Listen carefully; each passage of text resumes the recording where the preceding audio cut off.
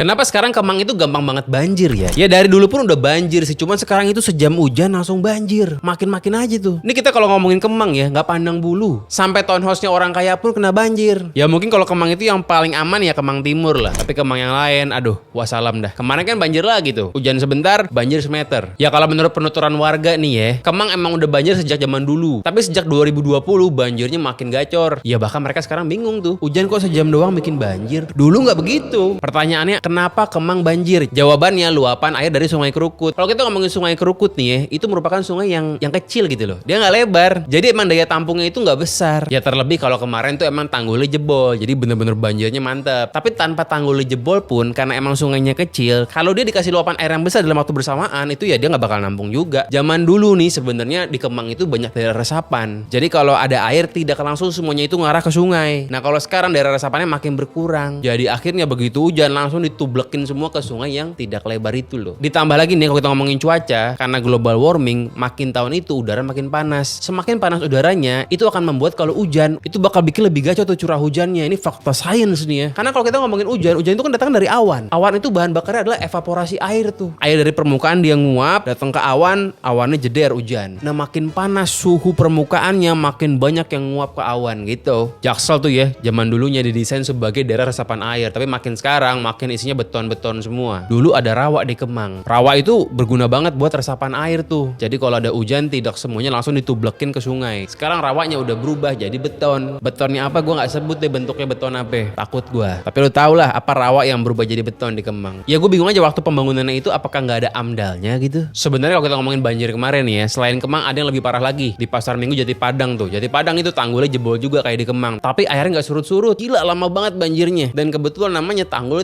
Baswedan. Kok bisa namanya tanggul Pak Anies itu ya? Terus awalnya itu mulai hari Kamis, hujan mulai jam 2 siang, nggak reda-reda sampai pukul 4 jam 5 kurang 5 menit itu mulai dari sini nih. Waktu saya mendekat di sini ternyata airnya udah mengalir deras sekali. Dan saya tinggal lari begitu aja. Lagi-lagi nih PR Pemprov ya. Tapi gue harus katakan, ruang terbuka hijau itu sangat amat penting kalau kita ngomongin banjir. Yes, jadi kalau ada Pramono lagi bikin taman-taman baru, emang lagi digencar-gencarin, jangan lu marah. Ngapain tuh Pramono ngabisin duit bikin taman? Gak berguna. Lu yang gak nyampe, Bung. Taman itu dibikin tuh di Barito tuh bikin taman besar. Bukan buat heheotan keren-kerenan doang, bukan. Ada gunanya supaya gak banjir, bro. Lu banjir marah. Diusahain bikin taman biar gak banjir, ruang terbuka hijau. Lu marah juga. Lu tuh mau apa gitu loh. Ya udah, semoga nih RTH di Jakarta makin tahun makin nambah nih. Kalau kagak, gue pusing juga dah kalau banjir melulu. Kita nggak bisa kemana-mana. Aduh gila itu kemarin macetnya.